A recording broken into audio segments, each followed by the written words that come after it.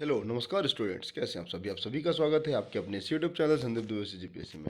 आज हम लोग सीजीएसआई के लिए महत्वपूर्ण 100 प्रश्न देखेंगे। ये एक प्रकार का सैम्पल सेट है। इससे पहले भी 3-4 वीडियो इसके संबंध में पूरा सेट डाल दिया गया है। अगर आपने नहीं देखा है तो कृपया करके चैनल में जाइए, वहाँ से देख लीजिए। और अगर आप इस चैनल में नए होंगे तो कृपया करके चैनल को सब्सक्राइब करें और अपने दोस्तों के साथ शेयर करें। स्टार्ट करते पहले प्रश्न से कि माइक्रोलिथिक संबंध किससे है। बताना है पूरा पाषाण, मध्य पाषाण, ताम्र पाषाण या नव पाषाण। तो इसका आंसर आप जानते होंगे, इसका आंसर है मध्य पाषाण से। देखेंगे क्वेश्चन जितना जल्दी हो सके। यहाँ से आपको 2 या 3 क्वेश्चन देखने मिल सकता है। ठीक है, भारत में चावल की खेती के सर्वप्रथम साक्ष्य कहाँ से प्राप्त होते हैं? तो ये याद रखना, कोल्डिहिवा, उत्तर प्रदेश। उत्तर प्रदेश कोल्डिहिवा। ठीक है, स्थायी ग्रामीण सभ्यता संबंधित है पूरा पाषाण से, नव पाषाण से, ऋग्वेदिक या मध्य पाषाण। तो याद रखिएगा, ये जो जो ग्रामीण सभ्यता के बारे में, स्थायी स्थायी सभ्यता के बारे में बात करूँ तो ये संबंधित है नव पाषाण से। ठीक, अगला प्रश्न है, बताना है कौन सा इसमें से असत्य है। हड़प्पा रावी नदी के तट पर है, लोथल भगवा नदी के तट पर है, मांड चिनाब नदी के तट पर है, या रोपड़ व्यास नदी के तट पर है। तो मैं आपको बता दूं, ये एक्स्ट्रा नॉलेज के रूप में आप रखना ताकि ये चीज़ें आपको क्लियर हो सके। देखिए, अगर मैं बात करूं, हड़प्पा रावी नदी के तट पर है, सही है। मांडा चिनाब लोथल भगवा, और जो रोपड़ जो है ना व्यास नदी के तट पर नहीं है, तो ये आंसर क्या हो जाएगा, गलत हो जाएगा। बाकी सब सही है।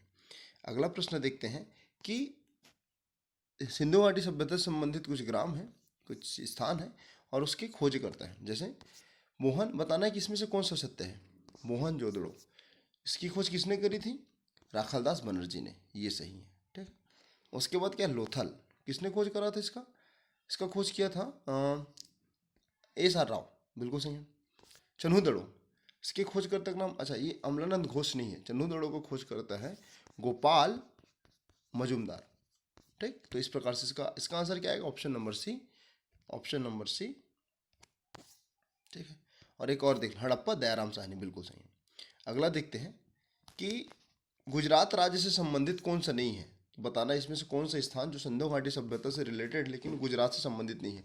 रंगपुर तो है, धौलावीरा भी है, सुत कोतड़ा भी है, लेकिन सुत कैंडोर ना, ये पाकिस्तान से संबंधित है। तो इस प्रकार से इसका आंसर क्या है, ऑप्शन नंबर सी, बाकी सब गुजरात से संबंधित है। सर्वप्रथम मानव ने निम्न धातु का प्रयोग किया, तो इसका आंसर है तांबा। पुरुष सूक्त संबंधित है ऋग्वेद से, यजुर्वेद से, अथर्ववेद से या सामवेद से। तो पुरुष सूक्त के बारे में बात करो तो ये यजुर्वेद से संबंधित है, 10वें मंडल में इसके बारे में उल्लेख है। ठीक, अगला प्रश्न है कि गायत्री मंत्र किस मंडल से संबंधित है? पहला, तीसरा, सातवां या 10वां, चौथा। तो मैं बता दूं, गायत्री मंत्र जो है ना वो चौथा मंडल से संबंधित है। इसके द्वारा ना, ये जो है ना विश्वामित्र के द्वारा रचित लिखा गया था, विश्वामित्र जी के द्वारा। ठीक है, और गायत्री मतलब सावित्री को ये समर्पित है। इस प्रकार से आप इसको ध्यान रख सकते हैं। अगला प्रश्न है कि सत्य को बताना है कौन सा इसमें से असत्य है। चौथा, कृषि से संबंधित, गलत। ये तो सही है भाई, असत्य बताना नहीं, ये सही है। जो चौथा मंडल है कृषि से संबंधित ज्ञान के बारे में बताता है। सातवां पुरुष सूक्त, एक्चुअल में जो सातवां मंडल अभी देखे ना गायत्री मंत्र, यही गलत होगा। और पुरुष सूक्त के बारे में कौन सा मंडल बताता है? कुल 10 मंडल में 10वां मंडल। ओके, आठवां कंड ऋषि, और 9वां सोमदेव को समर्पित है। इस प्रकार से आप इसको ध्यान रखिएगा। नैतिक नियमों के देवता किन्हें माना जाता है? ऋतश्रगोप, ऋतश्रगोपा मतलब वरुण जी को, ऑप्शन नंबर बी। उपनिषद का मुख्य विषय क्या है? उपनिषद मतलब होता है शमी पाकर बैठे। तो इसका जो मुख्य विषय है ना वो है ऑप्शन नंबर सी, यज्ञ। ओके, आर्यों के मूल स्थान के बारे में बताना है कि किसने कहा था कि उत्तरी ध्रुव से आए हैं। ऑप्शन देखते हैं, दयानंद सरस्वती जी। पहला ऑप्शन है दयानंद सरस्वती जी, बाल गंगाधर तिलक, शंकराचार्य और गोपाल कृष्ण गोखले। तो मैं आपको बता दूं, इसका आंसर आएगा दयानंद सरस्वती जी। और मैं कुछ फैक्ट बता देता हूँ उसमें, आप नोट कर लेना। देखो, सामान्यतः जो आर्य लोग थे ना मध्य एशिया से आते हैं। कुछ और व्यक्तियों का कथन क्या है, जैसे लोकमान्य तिलक जी कहते हैं कि उत्तरी ध्रुव से आते हैं। ठीक है, अच्छा इसका आंसर आएगा लोकमान्य तिलक जी। ठीक है, उत्तरी ध्रुव। जबकि दयानंद सरस्वती बोलते हैं कि ये तिब्बत से आए थे। क्या? तिब्बत से आए थे। ठीक है, उसके बाद एक मैक्स मूलर नामक एक रहते हैं इतिहासज्ञ, मैक्स मूलर, ये बोलते हैं कि ये जो है ना आर्य लोग, ये आए हैं मध्य एशिया से। मध्य एशिया से। और एक नाम याद रखिएगा आप, इनका नाम है अविनाश चंद्रदास जी। ये बोलते हैं सप्त शंदों के थे, सप्त शंदों। तो इस प्रकार से इसको ध्यान में रखना। अगला प्रश्न है कि अधन्या अधन्या मूलतः किससे संबंधित है? अधन्या मतलब होता था गाय, ठीक है, वैदिक काल में। जुते हुए खेत का अवशेष कहाँ से प्राप्त होता है? तो जुते हुए खेत का अवशेष आपको मिलेगा, इसका आंसर दिया हो, ऑप्शन दिया हो, लोथल, चन्हुदड़ो, हड़प्पा, कालीबंगा। तो आप बताइएगा इसका आंसर। तो इसका आंसर है कालीबंगा, जहाँ पर काले रंग की चूड़ी प्राप्त होती है, इसका नाम ही कालीबंगा, ठीक है। अब यहाँ से साइंस के प्रश्न आ जाएंगे। निम्नलिखित में कौन सा सुमेलित नहीं है? तो देखिए ये 4-5 प्रश्न में ना कौन सा सुमेलित है इसको देख लो। न्यूट्रॉन चैडविक बिल्कुल सही, प्रोटॉन गोल्ड स्ट्रीम ये भी सही, मेशॉन का यूशान नहीं होता, मेशॉन का युकावा तो यही गलत है, ऑप्शन नंबर सी। एक लास्ट देख लेते हैं, एंटी इलेक्ट्रॉन देखा, जे थॉमसन। ओके, अगला देखते हैं नीला थोथा कहा जाता है। तो नीला थोथा कहा जाता है कॉपर सल्फेट, याद रखना, 5H2O। ओके, एक होता है फेरस सल्फेट, इसको बोला जाता है हरा थोथा। और एक जिंक सल्फेट, इसको बोला ZnHO4, जिंक सल्फेट 7H2O ना, इसको बोला जाता है सफेद थोथा, ध्यान में रखिएगा। निम्नलिखित में कौन सा रसायन उद्योग में तेजाब का मूल रूप से रासायनिक नाम है, इसको बताना है। तो ये है सल्फ्यूरिक अम्ल। सल्फ्यूरिक अम्ल का सूत्र क्या है? Chemical formula H2SO4। जो एलपीजी गैस होता है, एलपीजी का मिश्रण इनमें से कौन सा है? तो इसका मिश्रण है ब्यूटेन और प्रोपेन, ऑप्शन नंबर सी, याद रखिएगा। अगला प्रश्न है कि मतदाता के समय चुनावी स्याही का प्रयोग किया जाता है, वह क्या होता है? तो वह एक्चुअल में ना सिल्वर नाइट्रेट होता है, जो आपकी उंगली में ऐसे करके लगता है ना यहाँ पर ये। तो ये जो बता दो इसका फॉर्मूला क्या होगा भाई? AgNO3। ओके, मिश्र धातु कौन सा विद्युत हीटर के रूप में प्रयोग किया जाता है? तो आपको तो पता होगा इसका आंसर आएगा नाइक्रोम। कोल गैस क्या होता है एक्चुअल में ना?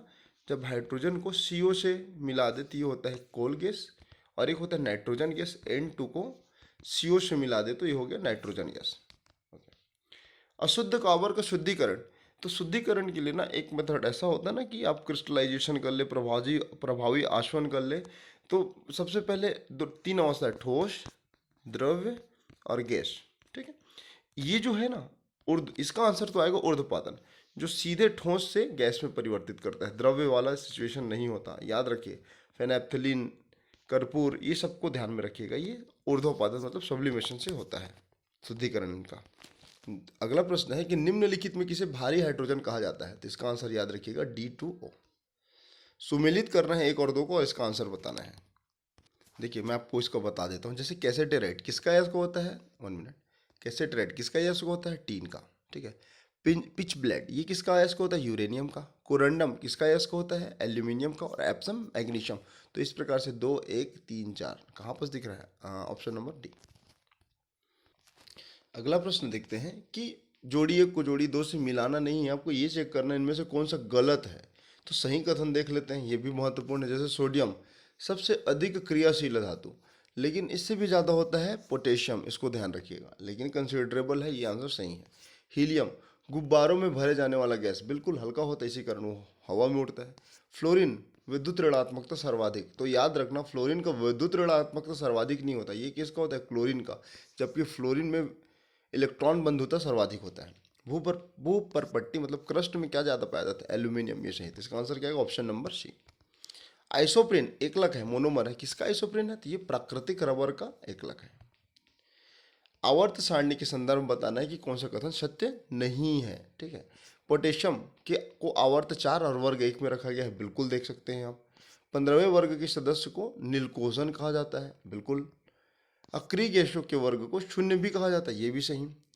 क्लोरीन को चैल्कोजन कहा जाता है। तो बता दूं, देखिए अगर 18 वर्ग होते हैं ना, तो अगर ये उत्कृष्ट है, यहाँ पर आ जाता है क्लोरीन मतलब हैलाइड, और 16वां ग्रुप को क्या बोलते हैं? चैल्कोजन, और 15वां ग्रुप को नीलकोजन, ठीक है। तो इस प्रकार से ध्यान में रखना, ये जो दिखा है ना क्लोरीन को चैल्कोजन नहीं, हाइलोजन बोला जाता है। तो इसका आंसर डी गलत है, बाकी सब सही है। बेल मेटल किसका मिश्र धातु होता है? तो बेल मेटल ना एक्चुअली में ये मिश्र धातु होते हैं कॉपर और टीन के, कॉपर प्लस टीन एशन ना। तो कॉपर के 80% और टीन का 20% मिलकर बेल मेटल का निर्माण करते हैं। अगला प्रश्न देखते हैं, निम्नलिखित में कौन सा सुमेलित नहीं है? 11 जुलाई जनसंख्या दिवस, 22 मई पृथ्वी दिवस। तो यही गलत है, ये 22 अप्रैल को मनाया जाता है। 22 मई जैव विविधता दिवस होता है, ठीक है। 31 मई तंबाकू मुक्ति दिवस और 21 मई क्या है? वानिकी दिवस। ये 3, 1, 2, चौथा सही है, लेकिन चलिए पहला सही है, तीसरा सही है, चौथा सही, लेकिन बी वाला जो है गलत है। पर्यावरण सुरक्षा हेतु 1972 में कौन सा सम्मेलन आयोजित हुआ था? तो ये स्कॉट होम सम्मेलन, ध्यान में रखना।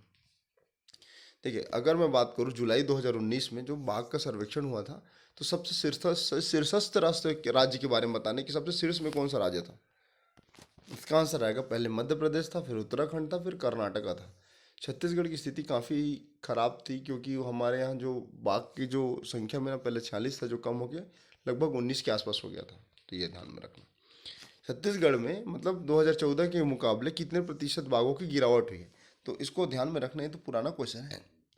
ये है लगभग 58.69%। अब सुमेलित करना जोड़ी 1 और जोड़ी 2 को। Montreal protocol, Kyoto protocol, Paris और भोपाल गैस त्रासदी। तो मॉन्ट्रियल प्रोटोकॉल होता है लगभग 1987 में, ठीक है। क्योटो प्रोटोकॉल होता है 97 में, पेरिस ये होता है 2015 और भोपाल गैस त्रासदी होता है ये 1984। तो इस प्रकार से इसका आंसर ए इसका आंसर होगा। खैर मैंने डेट को बता दिया, आप उसको ध्यान में रखना। ओके, अगला बताना है कि कौन सा सुमेलित नहीं है। चिपको आंदोलन सुंदरलाल बहुगुणा, बिल्कुल सही। एपिको आंदोलन पांडुराम हेगड़े, ये भी सही है। मैत्री आंदोलन कल्याण सिंह रावत। लेकिन नर्मदा बचाओ आंदोलन अमृता देवी बिश्नोई नहीं है, ये एक्चुअल में है मेघा पाटकर। तो ये गलत है, बाकी सब सही है। फिर सुमेलित करना है जोड़ी 1 और जोड़ी 2 को। सबसे बड़ा नेशनल पार्क बताना है आपको। सबसे बड़ा नेशनल पार्क कौन सा? हेमिंस, ठीक है। सबसे पहला नेशनल पार्क कौन सा है? जिम कार्बेट, ठीक है। सबसे पहला बायोस्फीयर रिजर्व कौन सा है? नीलगिरी। और सबसे नया बायोस्फीयर रिजर्व कौन सा? पन्ना, 2011। तो इस हिसाब से इसका आंसर आएगा ऑप्शन नंबर 2, 2, 3, 2, 4, 1, 3, ठीक है। फिर बताना इनमें से कौन सा सुमेलित नहीं है ना। जैसे वियना ओजोन से संबंधित है, क्योटो प्रोटोकॉल ग्रीन हाउस संबंधित है, कार्टजेना जैव विविधता से। लेकिन जो आपको ऑप्शन नंबर डी दिख रहा ना, आधारी समझौता, ये एक्चुअल में ना एजेंडा 21 जो है, एजेंडा 21 जो है 1992 में एक सम्मेलन होता है, पृथ्वी सम्मेलन 1992 में। तो उससे ये संबंधित है, कौन सा? एजेंडा 21। तो इसको ध्यान में रखना, ये गलत है। ग्रीन मफलर संबंधित है, तो ग्रीन मफलर संबंधित है ध्वनि प्रदूषण से, ऑप्शन नंबर सी। निम्नलिखित को सुमेलित नहीं है, उसको चेक करना है, आपको बताना है। वायु प्रदूषण निवारण अधिनियम 1981, बिल्कुल सही। पर्यावरण संरक्षण अधिनियम 1986, ये भी सही। वन संरक्षण अधिनियम 1927 का, ये तो गलत है, क्योंकि वन संरक्षण अधिनियम आता है 1980 में, ठीक, 1980 में। और जल प्रदूषण निवारक अधिनियम ये है 1974। तो ये डेट याद रखना, काफ़ी महत्वपूर्ण है। आपको इसका आंसर बताना है कि 97वां ज्ञानपीठ पुरस्कार 2021-22 का किन्हें मिला। तो इनका नाम याद रखना, ये कोंकणी एक लेखक हैं, दामोदर मौनसे, ठीक है। क्वेश्चन दिया, इसको रहने दीजिए ना। इसका क्वेश्चन दिया है कि हाल ही में प्रदेश द्वारा राज्य सरकारी निर्वाचन आयुक्त किन्हें नियुक्त किया गया 2021-22-23 के संदर्भ में बताना है। तो इनका नाम याद रखना, सुनील कुजूर, ठीक है। आरबीआई, इसको छोड़िए, आरबीआई के रिपोर्ट के अनुसार भारत का जीडीपी का विकास दर इस वर्ष कितना है? ये लगभग 7% है, इसको ध्यान रखिएगा, इसको नोट कर लेना, ठीक है। अब बताना है आपको रिवर्स रेपो रेट और रेपो रेट के बारे में, जो 2020-21 का 21-22 का एक्चुअल में ना। तो रिवर्स रेपो रेट के बारे में बात करो तो ये 3.35। रेपो रेट कितना है? 5.9%। बैंक रेट कितना है? 5.15%। CRR कितना है? 4.50%। और SLR कितना है? 18%। तो इसको महत्वपूर्ण है, नोट कर लेना। अच्छा, जुलाई 2022 में रॉकेट PSLV 53, ठीक है, का सैन्य मतलब एक उपग्रह का प्रक्षेपण किया था, उसका नाम बताना है। तो ये जो नाम है ना, इसको बताना है आपको। तो ये जो नाम है ना, DSEO मिशन, ये 53वां था, इसको ध्यान में रखना। DSEO मिशन था और ये कब हुआ था? जुलाई 2022 में। ठीक है। हैंड टू हैंड सैन्य अभ्यास किसके किसके बीच होता है? जनरली ना ये होता है भारत और चीन के बीच में। पूरा पाषाण काल में सर्वाधिक स्थल छत्तीसगढ़ से, मतलब पूरा पाषाण से संबंधित जो है सर्वाधिक स्थल छत्तीसगढ़ में कहाँ से पाया गया? तो ये जो है लगभग अब देखने मिलेगा रायगढ़, ऑप्शन नंबर बी। नवपाषाण काल से संबंधित स्थल कौन सा है? तो ये चितवा डोंगरी, राजनांदगांव। पुरातत्वविद वेगलर के मतानुसार छत्तीसगढ़ का नामकरण किससे संबंधित है कि यहाँ छत्तीसगढ़ हुआ करते थे? वेगलर बोलते हैं छत्तीसगढ़ में छत्तीसगढ़ होते हैं, इसी कारण इसकी स्थापना हो गई। अलग अलग मत है। अगला प्रश्न है कि मौर्यकालीन इतिहास से संबंधित नहीं है। ऑप्शन देखते हैं, जोगीमारा की गुफा, ठठारी सीता बेंगरा की गुफा या डीपाडी। तो इसका आंसर है, इसको ध्यान में रखना कि बाकी तीन तो संबंधित है मौर्यकालीन से, लेकिन डीपाडी संबंधित नहीं है, ऑप्शन नंबर डी। बताना है कि इनमें से कौन सा कथन असत्य है। इस वंश की, उसके बारे में, सातवाहन के बारे में ना, इस वंश की वास्तुकला का साक्ष्य छत्तीसगढ़ से प्राप्त होता है, ये तो बिल्कुल सही है। बालपुर के सिक्के से सातवाहन के बारे में, सातवाहन शासकों का उल्लेख मिलता है। अब पिलक जी का मुद्रा, ठीक है। इस वंश से संबंधित जो कवाताल से प्राप्त होता है, कवाताल से प्राप्त होता है जो अभिलेख ना, तो एक्चुअल में ना जो कवाताल से प्राप्त होता है वो सातवाहन वंश को नहीं होता, वो होता है सरब वंश का, सरबपुरिया वंश का। तो ये कथन गलत है। और ये इसके कांस्य स्तंभ गुरु घासीदास संग्रहालय में स्थित है, ये सही है। वकाटक वंश से संबंधित शासक नहीं है। देखो, महेंद्र है, नरेंद्र है, पृथ्वी है, प्रवरराज नहीं है, ऑप्शन नंबर सी। पोड़ागढ़ अभिलेख का संबंध किस शासक से है? बताना है, भौदत्त वर्मन, कर्तपट्टी भट्टारक, वराहराजे, स्कंद वर्मन। तो याद रखना इसका आंसर होगा स्कंद वर्मन। अर्थपट्टी भट्टारक का संबंध है केसरी बेड़ा। भौदत्त वर्मन का संबंध है, आपको एक, हाँ इसका बताना है, भौदत्त का बता दीजिए। तो भौदत्त का रिद्धिपुर अभिलेख, तो ध्यान रखना। राजीव लोचन मंदिर का निर्माण किस शताब्दी में हुआ? उल्लेखित है। देखिए, राजीव लोचन मंदिर के बारे में अगर मैं बात करूं तो ये आपको राजीव शिलालेख जो 700 से 740 के आसपास मिलेगा। कहाँ मिलेगा ये भाई? राजिम में। ठीक है। ये छत्तीसगढ़ का प्राचीन इतिहास की जानकारी देती है। ठीक है। ये किससे संबंधित है? विलासतुंग से। ठीक है। ये जो राजिम लोचन मंदिर है ना, वो पंचायतन शैली में बना है, इसको भी बता दो, ध्यान में रखना। बीच में मंदिर, फिर इधर उधर और छोटे छोटे मंदिर। तो बता दूं, इसका जो मंदिर निर्माण का है ना 740 के आसपास होता है। मतलब अगर शताब्दी के बारे में बात करो तो 8वीं शताब्दी। लेकिन अगर ऐसे करके दिया ना 7 या 8 शताब्दी, तो ये उसका आंसर होगा। लेकिन इस क्वेश्चन की बिहाफ में इसका आंसर होगा 8वीं शताब्दी। मोहम्मद गजनवी के समकालीन इनमें से कौन सा शासक था? तो ये जो जाजल्ल देव है ना, वो मोहम्मद गौरी के समकालीन थे। अगला प्रश्न देखते हैं कि अमोदा ताम्रपत्र अभिलेख किससे संबंधित है? तो ये जो संबंधित है, ये पृथ्वीदेव से संबंधित है। बताना इनमें से कौन सा सुमेलित नहीं है ना। महमाया मंदिर का निर्माण रत्नदेव प्रथम, ये तो सही है। विष्णु मंदिर जांजगीर, तो इसका निर्माण किसने करवाया था भाई? आई थिंक इसका निर्माण करवाया था रत्नदेव द्वितीय। नहीं, ये गलत है। इसका निर्माण करवाया था जाजल्लदेव प्रथम ने। तो यही इसका आंसर होगा। ठीक है। बंकेश्वर मंदिर तुम्माण, पृथ्वीदेव प्रथम, बिल्कुल। और लक्ष्मण मंदिर वाष्टा देवी। कलचुरी प्रशासन में महासंधि विग्रहक किस विभाग से संबंधित है? तो ये विदेश विभाग से संबंधित है। अगला प्रश्न है कि बादल महल का निर्माण किसने करवाया? तो बादल महल का निर्माण राज सिंह ने करवाया था, option number B. Captain Blunt का छत्तीसगढ़ आगमन के बारे में आपको बताना है, किसके समय हुआ था? देखिए, तो एक्चुअल में ना कैप्टन ब्लंट का छत्तीसगढ़ आगमन विट्ठल राव दिनकर के समय में हुआ था। तो ऑप्शन नंबर सी, लगभग 1795 के आसपास है ना।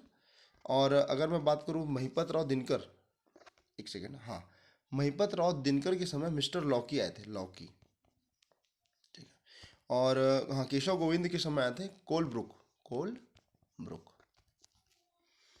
मराठा प्रशासन में पंडरी के संबंध में क्या सही है? तो एक्चुअल में ना पंडरी का एक शराब उत्पादन के विषय में जानकारी देता है। महाशिव बालार्जुन किसके अनुयायी थे? तो ये जो है ना, ये शैव धर्म के अनुयायी थे। ऑप्शन देखते हैं, ऑप्शन दिया हुआ है कि वैष्णव धर्म से, कि शैव धर्म से, कि शाक्त धर्म से, कि बौद्ध धर्म से। तो मैं आपको बता दूं, महर्षि बालार्जुन शैव धर्म से संबंधित थे। उसके बाद भी वैष्णव धर्म को भी मानते थे, मतलब सभी धर्मों को मानते थे। इन्हीं के कार्यकाल में 339 में वेंगसोंग आए थे, जिसको यात्रियों के राजकुमार कहा जाता है। इसको भी ध्यान रखना। मराठा परगना संबंधित कुछ व्यवस्था है, तो बताना इनमें से कौन सा सही नहीं है कि उस समय लागू नहीं था। परगना पद्धति लागू था, ताहुकदारी ये भी लागू था, तालुकदारी ये भी लागू था, लेकिन जो दहशाला या मनसबदारी व्यवस्था था ये लागू नहीं था। ठीक है। अगर मैं थोड़ा सा इसके बारे में बात करूँ, ताहुकदारी को अगर एक लाइन में आपको समझना है तो ये एक ऐसी व्यवस्था है जिसमें बंजर भूमि को कृषि योग्य बनाना है और अलग अलग किसानों को देना है, ये उसका मुख्य उद्देश्य था। ये हो गया ताहुकदारी। जबकि तालुकदारी क्या है, जो वर्तमान में ठेका व्यवस्था नहीं है कि किसी स्थान का आप ठेका ले लें, उसके आधार पर उससे वसूली करें, पैसा कमाएं, तो ये तालुकदारी व्यवस्था थी। ठीक है। प्रयाग प्रशस्ति अभिलेख से संबंधित नहीं है। तो देखिए, समुद्रगुप्त भारत दक्षिण अभियान में आए थे। तो क्या होता है ना, सबसे पहले वो महेंद्र सिंह को पराजित करते हैं, वाकाटक नरेश। ठीक है। फिर और नीचे जाएंगे तो ये पराजित करेंगे व्याघ्रराज को। ये किससे संबंधित है, नल वंश से। तो ये जो है ना, सब उल्लेख किया गया है प्रयाग प्रशस्ति में। और इनकी की नीति थी ना, ग्रहण मोक्षानुग्रह, ग्रहण ग्रहण मोक्षानुग्रह, इसको ध्यान में रखना। उसके तर्ज पर, उसके तहत ना, इनमें से कौन सी दक्षिण छत्तीसगढ़ की जनजाति नहीं है। तो मुरिया, गढ़वा, दोरला या कंवर। तो एक्चुअल में ना, जो कंवर है ना, वो बिलासपुर क्षेत्र के अंतर्गत आता है। ये जनजाति जो है, इसका आंसर है ऑप्शन नंबर बी। पिछड़ी, विशिष्ट पिछड़ी जनजाति में सम्मिलित नहीं है। बिरहोर, बैगा, पहाड़ी कोरबा, उराव। तो मैं आपको इसका आंसर बता दूं, वैसे तो आपको पता होगा। इसका आंसर होगा बिरहोर। इसके अलावा दो और जनजातियां हैं। कौन कौन सा, एक होता है अबूझ माड़िया और एक है कमार। अबूझ माड़िया और एक है कमार। ठीक। जबकि छत्तीसगढ़ राज्य सरकार ने भुंडो, पांडो और भुंजिया, भुंडो नहीं, पांडो और भुंजिया को विशेष पिछड़ी जनजाति घोषित किया था। कब, 2002-3 में। अगला प्रश्न देखते हैं। ममेरे फुफेरे भाई बहन के बीच जो विवाह है वो कौन सी जनजाति में होता है। तो गोंड। क्या नाम है, दूध लड़का, ऑप्शन नंबर सी। निम्नलिखित में सर्वाधिक आबादी वाली जनजाति तो कौन सी है, ये है गोंड जनजाति। लगभग 56%, अपने जितने भी आदिवासी हैं उसके 56% भाग में, 56% आबादी में गोंड जनजाति लोग रहते हैं। भड़म नृत्य प्रचलित है कहाँ, कोल, बैगा या भारिया। देखो, भड़म से आप पकड़ो भारिया को, तो भड़म नृत्य संबंधित है भारिया जनजाति से। धनकुल गीत संबंधित है। तो अगर मैं बात करूं धनकुल गीत के बारे में, तो ये जो है ना, ये आपको मिलेगा तीजा के पर्व में, ऑप्शन नंबर बी। अगला प्रश्न देखते हैं कि साहुनाही चित्रकला किस पर्व से संबंधित है। तो ये जो है हरेली पर्व से संबंधित, ऑप्शन नंबर ए। स्वर्गीय देवदास बंजारे जी का संबंध है कौन से लोकगीत से है। तो इसका नाम आपको बताना है, याद होगा आपको। तो ये चंदैनी गोंदा। उत्तर भारत से प्रेरित लोक नाट्य है। देखिए, ढोला मारू, बंडवानी, गम्मत या रहस। तो देखिए, जो रहस है ना, वो छत्तीसगढ़ का नहीं है, वो उत्तर प्रदेश के क्षेत्र का आता है। उत्तर प्रदेश, उत्तर भारत का। तो ये यहाँ से प्रेरित होकर, उत्तर प्रदेश वाले क्षेत्र से प्रेरित होकर छत्तीसगढ़ में आया। तो कौन सा नहीं है, तो ये रहस। मुड़ी आयंदेर घोटुल के रचनाकार कौन है, ये वेरियन एल्विन। भैना जनजाति निवास करते हैं। तो देखो, रायपुर, बिलासपुर, धमतरी या गरियाबंद। तो भैना जाति एक संकरण जाति है जो निवास करते हैं बिलासपुर क्षेत्र में। कोंचा पर्व कब मनाया जाता है, ये आषाढ़ माह में, ऑप्शन नंबर सी। पुत्र रत्न की प्राप्ति के लिए मनाया जाने वाला जो लोकगीत है उसको क्या बोलते हैं भैया। तो ये होता है सोहर गीत। ठीक है, सॉरी, सधौरी गीत है, सधौरी गीत होता है ये, ऑप्शन नंबर बी। अगला प्रश्न देखते हैं कि बस्तरिया वाद्य यंत्र बताना है आपको। ऑप्शन दिया हुआ है तुरही, सींग बाजा, करताल या मंदारी। तो इसका आंसर आएगा जो बस्तरिया क्षेत्र में तुरही नहीं बजाया जाता या यूज़ किया जाता। ठीक है। घड़वा जाति का प्रसिद्ध शिल्पकला है डोकरा शिल्पकला, ऑप्शन नंबर सी। महानदी की सहायक नदी कौन सी नहीं है, जोक नदी, मांड नदी, हसदेव नदी या मनियारी नदी। तो मैं आपको बता दूं कि ये जो मनियारी नदी है ना, वो शिवनाथ की सहायक नदी है। ठीक है, ये महानदी की सहायक नहीं है। मैं आपको कुछ नदियों के बारे में बता दूं जिसकी लंबाई कितनी है। देखिए, अगर मैं किसको पकड़ूं, मैं अगर महानदी को पकड़ता हूँ, महानदी ना, तो इसकी लंबाई पूरा अगर बात करूँ तो 858 है, जबकि छत्तीसगढ़ में 286। ठीक। अगर मैं बात करूँ मांड नदी की, मांड नदी को पकड़ लेते हैं 155। 155 किलोमीटर। हसदेव नदी पकड़ लेते हैं 173 किलोमीटर, 4 जिलों से होकर बहता है। मनियारी नदी का आपको ध्यान होगा, ये 134 किलोमीटर, ये एग्जैक्ट फिगर ध्यान रखना, 134 किलोमीटर। जबकि अरपा ये कितना है भाई, ये 100 किलोमीटर है। कोटरी नदी और लीलागार नदी, ध्यान रखना, लीलागार और कोटरी ये दोनों जो है ना 135 किलोमीटर है, ठीक है। रिहंद नदी कितना है, रिहंद नदी है 145 किलोमीटर, ठीक है। इब नदी वैसे भारत पूरा अगर बात करूँ फ्लो इसका 202 है, जबकि छत्तीसगढ़ में 87 किलोमीटर के आसपास ये बहती है। इंद्रावती नदी 264, इंद्रावती नदी 264 ना, हाँ। और शिवनाथ नदी 290, और देखेंगे अगर आ जाएगा तो ठीक है। अगला प्रश्न है, दिए गए नदियों में सबसे लंबी नदी कौन सी है? तो आपको जैसे मैंने बताया इंद्रावती नदी, कितना है इसका लंबाई, 264 किलोमीटर। निम्नलिखित में कौन सा असंगत है? देखिए, ईब, शबरी, आमनेर, रिहंद, ये जितने भी नदी है ना, ये लगभग ये दक्षिण के डायरेक्शन में बहते हैं, जबकि रिहंद नदी की उद्गम के मातरिंगा की चोटी से होता है सरगुजा क्षेत्र में, ये ऊपर की ओर जाता है, ये सुमेलित असंगत है, बाकी सब सही है। मोंगरा बैराज परियोजना किस नदी पर निर्मित है? तो ये शिवनाथ नदी पर आपको मिल जाएगा राजनांदगांव में। हसदेव नदी कितने जिलों से होकर बहती है? तो इसका आंसर आएगा 4। कौन कौन सा? अभी तो गौरेला, सॉरी, इसका आंसर आएगा 4, है ना। कहाँ कहाँ से? भरतपुर, मनेन्द्रगढ़ एक, फिर कोरिया, फिर कोरबा, फिर जांजगीर चांपा, इस प्रकार से इसको याद रखना 4। लंबाई के घटते क्रम में आपको जमाना है, मैं आपको बता दूं, इसका आंसर आपको निकालना होगा। देखिए, महानदी 286, ईब नदी छत्तीसगढ़ में 87, शिवनाथ नदी 290 और इंद्रावती 264। तो ये तो आंसर नहीं होगा, खत्म करते हैं। ओके, अगला हसदेव नदी 176, हसदेव नदी 176, सबरी नदी 173, सबरी नदी कितना, 173, मांड नदी 155, और रिहंद नदी के बारे में बात करूँ तो ये कितना है, 145। तो इसका आंसर आएगा ऑप्शन नंबर बी। बताना है कि उद्गम स्थल के बारे में। जोक नदी गौरागढ़ की पहाड़ी से, तो मैं आपको बता दूं, जोक नदी का उद्गम होता है उड़ीसा के सोनबेरा पहाड़ी से, सोनबेरा पहाड़ी उड़ीसा से, ठीक है। तो ये गलत है, बाकी देख लेते हैं। मांड नदी मैनपाट सही है, रिहंद मातरिंगा ये भी सही है, कन्हार नदी खुड़िया ये भी सही है। तो ऑप्शन आएगा क्या, ऑप्शन नंबर ए गलत है। मिलान करना है कौन सा परियोजना कौन सी नदी पर है, ठीक है। जैसे खारंग नदी अगर मैं बात करूं, ठीक है, खारंग नदी है खोटा घाट से, बिल्कुल सही। मनियारी नदी खोड़िया, पैरी नदी शीकाशाल, और अरपा नदी भैंसाचाल। तो इस प्रकार से इसका आंसर आएगा ऑप्शन नंबर ए 3, 2, 4, 1।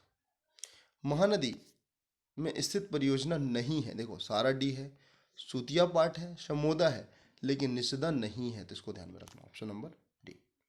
तो इस प्रकार से हमारा ये क्वेश्चन कंप्लीट होता है। अच्छा लगेगा तो कृपया करके चैनल को लाइक करें, वीडियो को सब्सक्राइब, चैनल को लाइक और सब्सक्राइब करें। मिलते हैं अगले वीडियो में। God bless you all.